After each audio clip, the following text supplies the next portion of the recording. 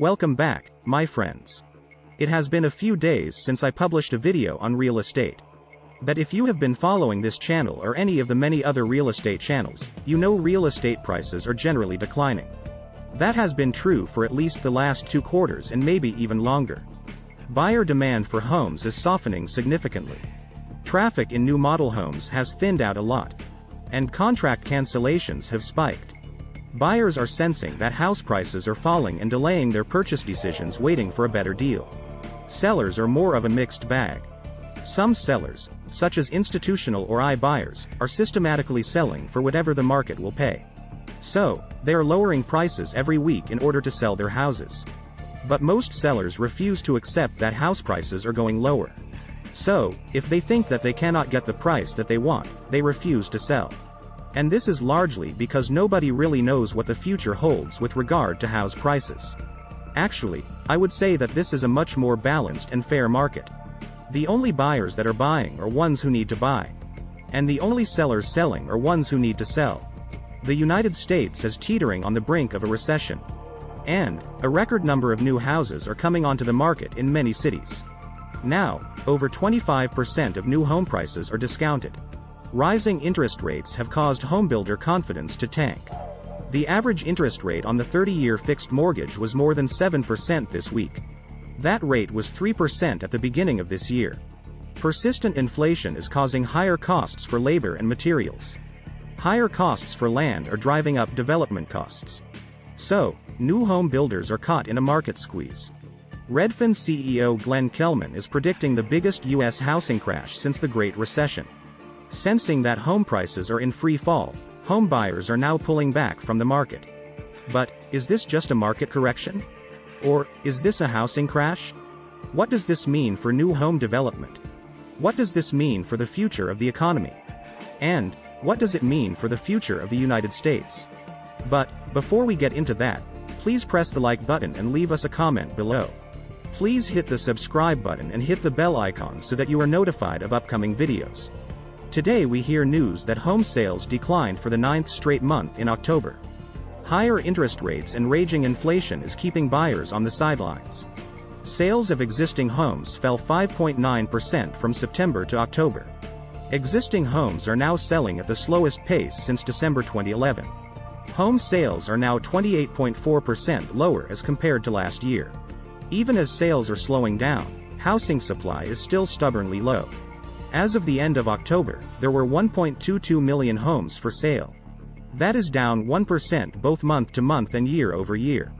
And it equates to a 3.3-month supply of homes at the current sales pace.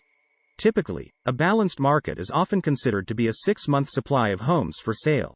The median price of an existing home sold in the United States in October was $379,100. That is an increase of 6.6% as compared to the same month in 2021. Housing price gains are shrinking. That is because the seasonal drop in home prices this time of year is much deeper than usual. Inventory levels are still tight, which is why some homes for sale are still receiving multiple offers, said Lawrence Yun, chief economist for the National Association of Realtors or NAR. In October, 24% of homes received over the asking price, said NAR. Houses that have been on the market for more than 120 days experienced a 15.8% price reduction. On average, listed houses were under contract in 21 days in October. That is up from 19 days in September and from 18 days in October 2021. 64% of the houses that were sold in October were on the market for less than a month. That would appear to suggest demand for houses is still strong as long as the home is priced right. However, sales amounts are falling across all price points. House sales are weakening most in the $100,000 to $250,000 range. And in the over $1 million price range. In the low price range, there appears to be a severe shortage of available homes. Stock market losses and global economic uncertainty are keeping high-end buyers sidelined. First-time buyers made up just 28% of sales. They are the ones who are likely most sensitive to the increase in mortgage rates. That is down from 29% last year. Normally, first-time home buyers purchase 40% of houses. Investors are second home reeled and pulled back from the market. They bought only 16% of the houses sold in October. That compares with 17% of houses sold in October 2021. Mortgage rates around 7%, double what they were in January. But economic uncertainty and volatility is holding back potential buyers. Mortgage rates have risen steadily throughout the year and seem to be going higher. For many, the week-to-week volatility in mortgage rates alone, which in 2022 has been 3 times what was typical, may be a good reason to wait, said Danielle Hale, chief economist with Realtor.com. With week-to-week changes in mortgage rates causing $100 plus swings in monthly housing costs for a median-priced home, it's tough to know how to set and stick to a budget, continued Hale. Friends, we are now witnessing the latest examples of how quickly buyers are fleeing the housing market. D.R. Horton, the largest U.S. homebuilder, shared more details in its Q3 earnings call this week. On top of that, D.R. Horton is offering more incentives to sellers to close deals. If you follow this channel, you already know the economic narrative of the times. Inflation is raging in most countries of the world. Central banks are aggressively raising interest rates in order to stop inflation. As a result, there has been a historic increase in mortgage rates this year, sparked by the Federal Reserve's all-out campaign to tame inflation. The fallout has pulled back housing demand and crushed home builder confidence. The average rate on a 30-year fixed-rate mortgage is now 7%. Last year at this time, it was at 3%. Expensive borrowing costs have cratered mortgage demand. Mortgage demand has declined to a 22-year low according to the Mortgage Bankers Association. This has led to layoffs at banks, such as Wells Fargo, and at real estate technology companies, Redfin, Opendoor, OfferPad, and Compass. Homebuilder sentiment for the U.S. single-family home market has now fallen to half what it was only 6 months ago. Many real estate markets have already experienced steep declines. San Jose, California is down 10%. Seattle is down 7%. San Francisco is down 7%. Los Angeles is down 4%. Denver is also down 4%. The United States housing market is at a significant inflection point. Boise, Idaho is 72% overvalued. Austin, Texas is 67% overvalued.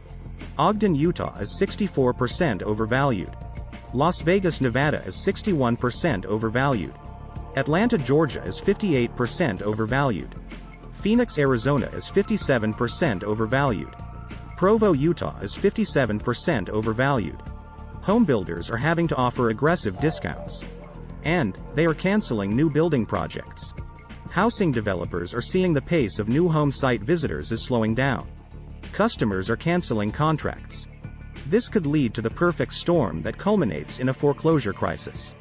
A housing could have devastating ramifications for tens of thousands of Americans. On the positive side, this could be an opportunity for first-time home buyers. And broad pessimism could lead to a quick market recovery, economists say. Tech layoffs are a primary reason why home prices in technology hubs fell 0.77% from June to July of this year. Over 32,000 people have been laid off from U.S. tech so far this year. Tech companies that boomed during the pandemic are seeing dramatically falling revenue. This is especially true of tech companies in e-commerce, real estate, and those closely related to the stock market. Tech companies doubled layoffs and hiring freezes in 2022 as compared to 2021. Hiring freezes and layoffs have impacted just about every corner of the tech industry. But, what do you think? Please press the like button and leave us a comment below. Please hit the subscribe button and hit the bell icon so that you are notified of upcoming videos. Please share this video on social media. Thank you for watching.